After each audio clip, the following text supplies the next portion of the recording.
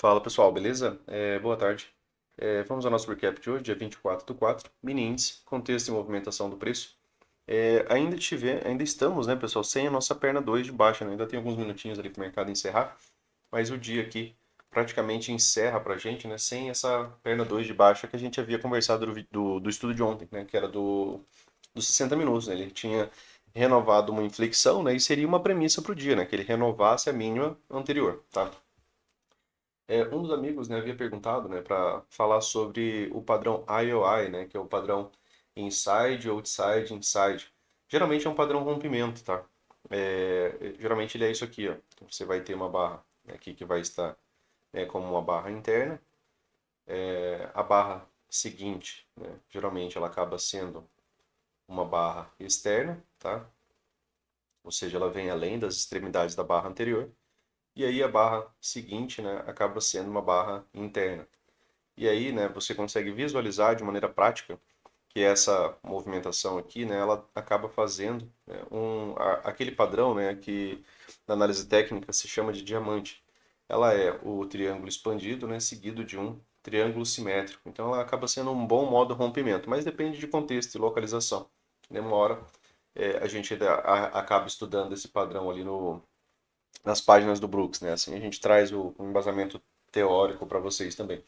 Então, aqui no gráfico diário, né, provavelmente ainda fechemos ainda como barra sobreposta, né, a gente está vendo que não está tendo, né, grande avanço, foi um dia bem travado, né, pessoal?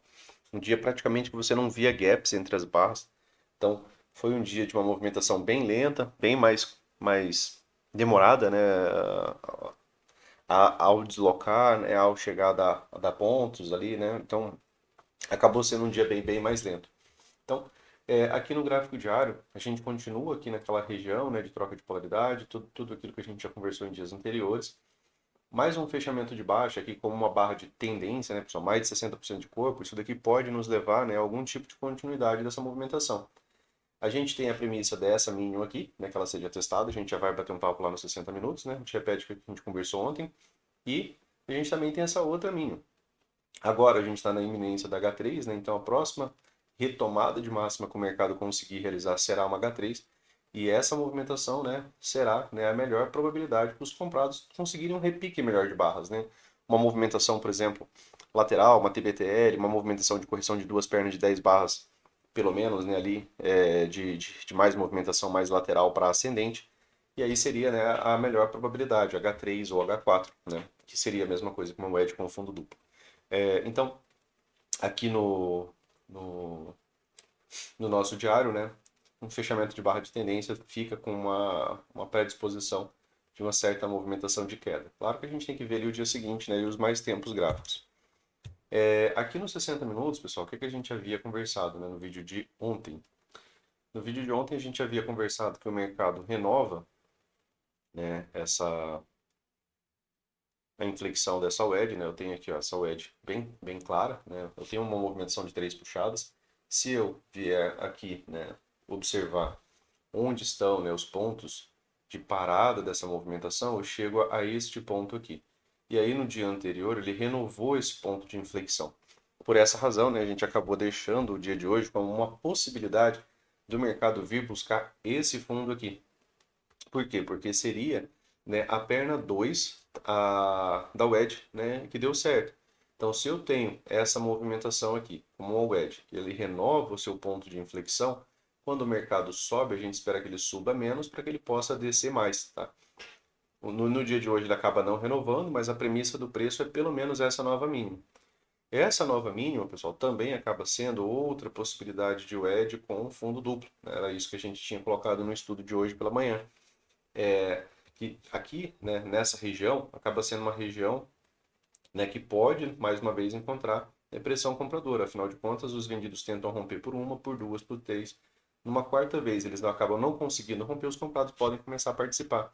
Assim como essa terceira vez, né, desse ponto de inflexão gerou, né, um bom repique de alta. Porém, ó, não renovou nem mesmo a máxima, né, que nem era a majoritária. Né, a majoritária estava aqui, essa daqui seria uma máxima minoritária. Então, aqui essa região aqui acaba sendo uma região para a gente ficar atento, tá? Acaba sendo uma região de interesse importante. Então, se o mercado chega aqui, né, como tem muitas barras, né, aqui talvez a gente vá ter que observar esse rompimento aqui pelos 60 mesmo, tá? As características, né, dentro daquela leitura do estudo de rompimento, né, que a gente veio fazendo ali nos vídeos de mentoria gradual, tá? Então, dentro daquelas características lá, é aquilo que a gente vai trabalhar. Então, aqui havia ficado esse gap aberto, né? Ele acabou fechando esse gap pela manhã, né? Ficou uma certa lateralidade, né? Que acho que aqui já compensa a gente ir para 15 minutos.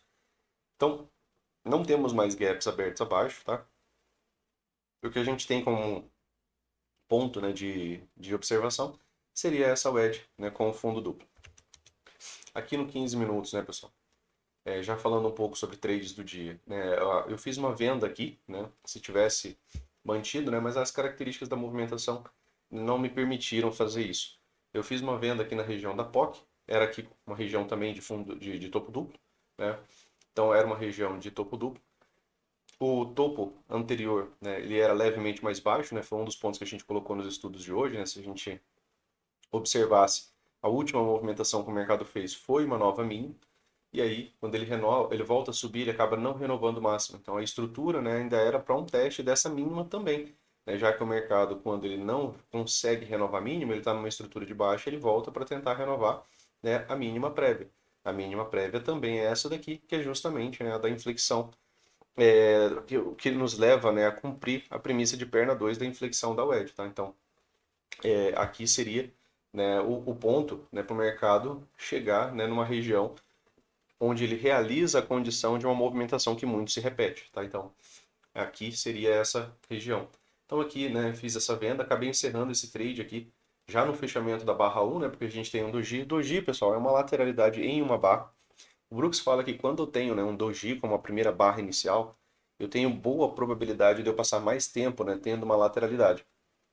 Essa lateralidade estava acima das médias, conforme ele traz, né? Se você for operar, por exemplo, um barbed wire, lá nos 5 minutos, né, isso aqui são 45 minutos de barras, lá nos 5 minutos a gente viu esse barbed wire, né, se desenvolver um pouco mais, e lá a gente acabou trabalhando, né, o segundo trade, que foi o rompimento, né, da pequena lateralidade inicial. Então, aqui, né, a questão de alvo, né, pessoal? Depois que ele confirmou o rompimento, só falar sobre esse rompimento aqui, porque esse rompimento aqui ele foi no M15, tá? Aqui foi uma região, né, de difícil rompimento. Ó, como vocês podem ver, o único gap que ficou aberto é esse pequeno aqui, ó. O único gap do dia, né, ali que acabou deixando uma movimentação, né, durante a manhã aberto foi esse. Outro ponto que a gente observou hoje aqui no M15, né, é que a partir daqui, ó, o mercado não fez nenhum tipo de correção. Então, aqui pelo M15 estava um pouco mais fácil de a gente observar que estava melhor para os vendidos. Não a melhor movimentação do mundo, mas ó, eu tenho um micro canal aqui. Ó, os vendidos estão no controle das barras, os comprados não conseguem trazer máximas acima de máximas de barras anteriores para a gente chamar isso aqui de correção. Então aqui a gente teve H1, teve uma primeira correção, né? Um dos amigos perguntou, né, se daria para vender essa H1. Quando o Brooks fala que a gente tem um ciclo forte e a gente tem um rompimento, o que seria um ciclo forte e um rompimento, né? Seria, né, a gente ter uma movimentação, por exemplo, né, assim, ó, com pouquíssimo pavio superior, né? Eu tenho ali um microcanal, por exemplo, desse tipo, onde, né, você vai observar, por exemplo, né, gaps abertos em quase todas as barras, algumas barras, né, sem nenhum tipo de retorno para a mínima da barra anterior, tá? E aí você tem, né, por exemplo, essa ideia aqui de pressão. Isso daqui é deslocamento, aceleração, controle, é mercado unilateral, né? Os comprados estão no controle dessa movimentação. A nossa, ela estava voltando demais. Tivemos aqui uma barra de alta, tinha muito pavio inferior, tá? Então acabei falando ali que não seria as características. Porque quando o Brooks fala que a gente pode, né, participar, por exemplo, de compra de uma L1 ou venda de uma H1, ele cita que o ciclo tem que estar extremo. É muito mais interessante, né, para a obtenção de lucros melhores quando já tem um rompimento anterior. E aí você, por exemplo, já tem uma projeção para estar realizando, tá? Já visando alvos. Aí sim, né, acaba sendo bem mais tranquilo. Aqui a gente também ainda estava visando o rompimento, né, que ele acontecesse. Por quê? Porque a gente estava com fechamentos aqui em cima dessa região, né? Então a gente ainda não tinha informação suficiente aqui no M15 para a gente chamar, por exemplo, essa região de rompimento. A gente não via nem barras, né, sendo interessantes aqui para a gente chamar de rompimento. Olha o tamanho do pavio dessa barra, né? Tem mais de 50% de pavio aqui inferior. Essa outra aqui também está bem dentro dessa característica, né? Eu tenho 50 praticamente de pavio e 50, 40 de corpo. Então, não eram boas barras ali que nos indicavam, por exemplo, uma possibilidade de continuidade. Aqui a gente apontou a possibilidade de continuidade quando a gente teve esse fechamento, um fechamento fora, né, daquela região de barras sobrepostas, né? E aí ela teve ainda um bom pullback, foi um M2S lá nos 5 minutos, né, que a gente apontou ele ali ainda. E alguns amigos pegaram, né? Parabéns aí pelo trade e pela condução. Outro ponto, né, pessoal, quando a gente vê esse tipo de observação, de movimentação, a gente pensa até onde os vendidos podem estar participando, né? A gente sempre está nessa, nessa conversa, né, nesse diálogo, que é até onde os vendidos podem estar participando. Aqui, né, na parte da manhã, tivemos uma wedge, ó, né? A gente havia deixado essa wedge aqui como possibilidade. Aqui, conforme falei, né, foi uma venda interessante, eu vi que mais alguns amigos também pegaram, né? Aqui a gente tinha a mínima da barra 1. Aqui a gente trabalhou, né, as características de rompimento, né, e confirmação. E aí o mercado confirmou, né, o rompimento. Depois ainda voltou para fazer um teste aqui, né, uma troca de polaridade. Então aqui, se a gente observa, também não tinha correção. Ó. Aqui foi um microtopo duplo, tá? Um microtopo duplo exato. E aí o mercado volta.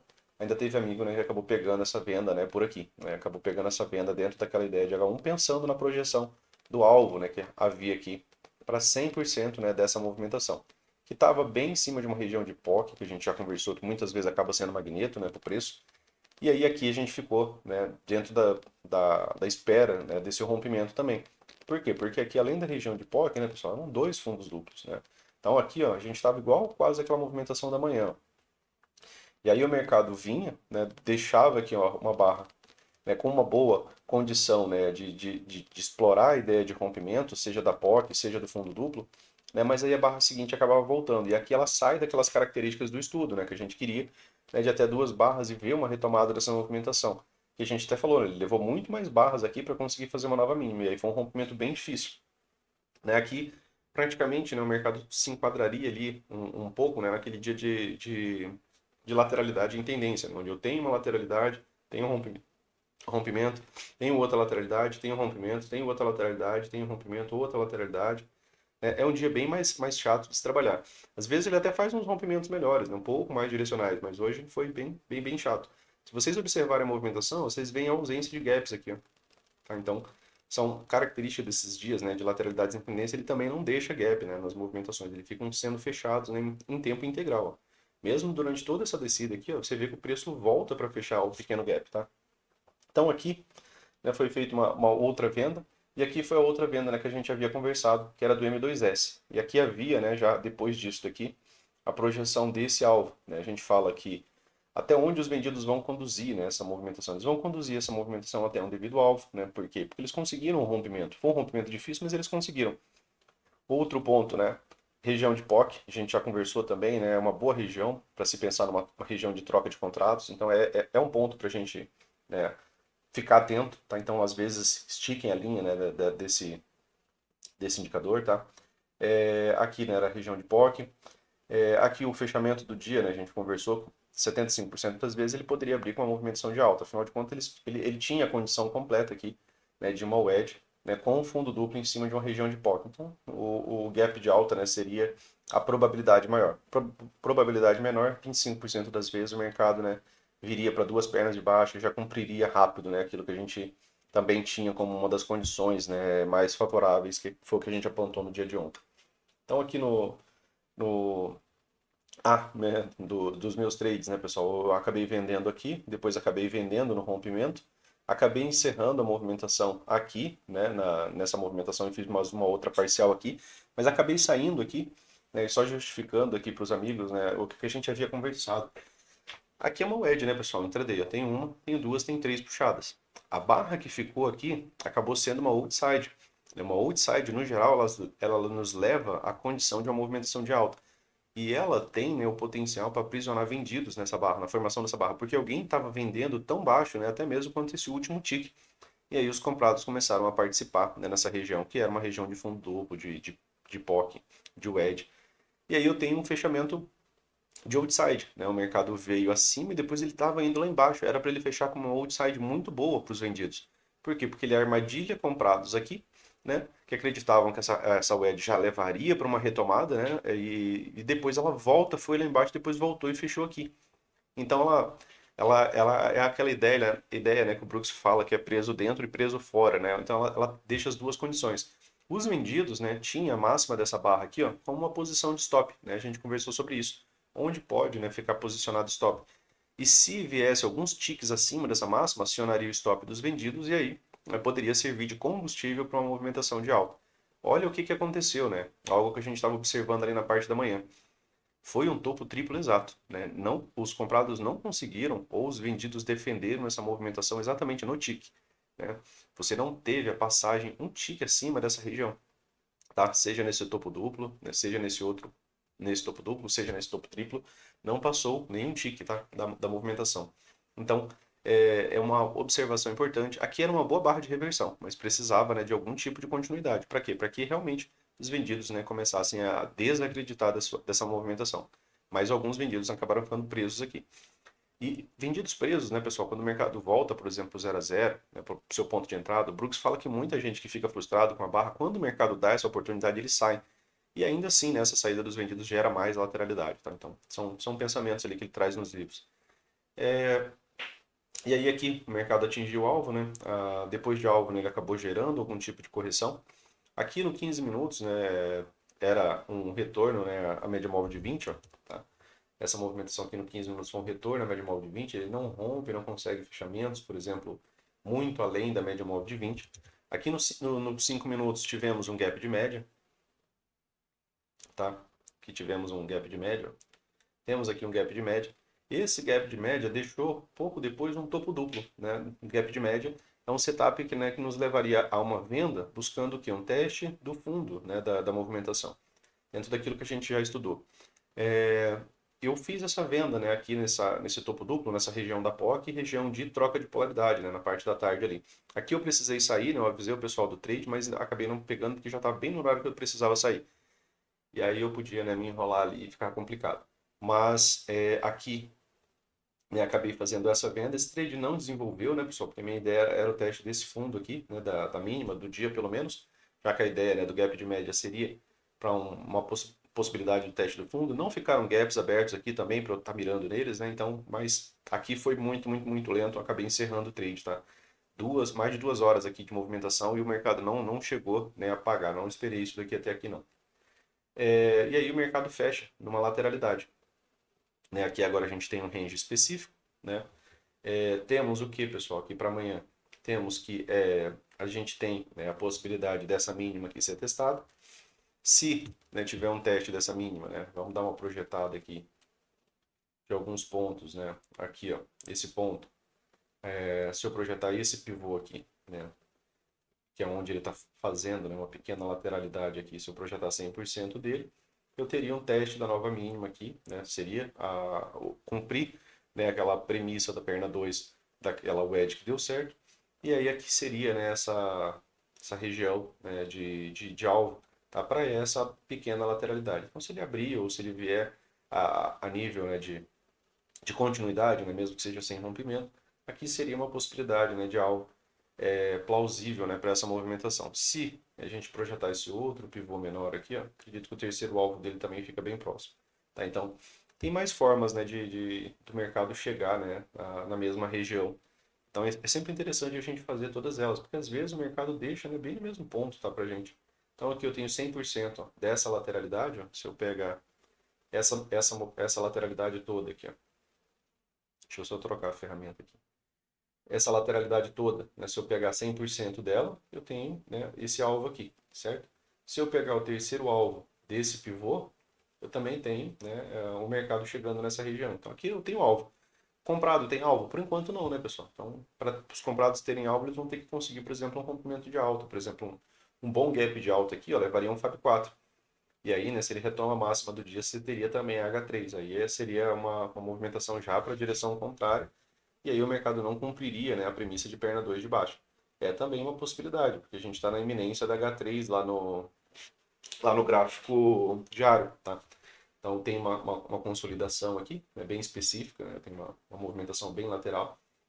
E aí se o mercado consegue um rompimento, né, de alta, Aí você tem, né, esse primeiro alvo, depois esse segundo alvo e esse terceiro alvo, né, seria aqui ticks acima, né, que levaria a uma H3, né, uma possibilidade de H3 lá no gráfico diário.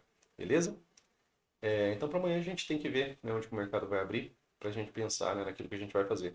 Mas é interessante vocês deixarem a projeção de alvo tanto para cima quanto para baixo, né? Aquelas marcações ali já para o dia de amanhã. Beleza, pessoal? Valeu! Se gostou, né, curta, compartilha, se inscreva no canal. Bons trades amanhã e até amanhã. Valeu, forte abraço e até mais.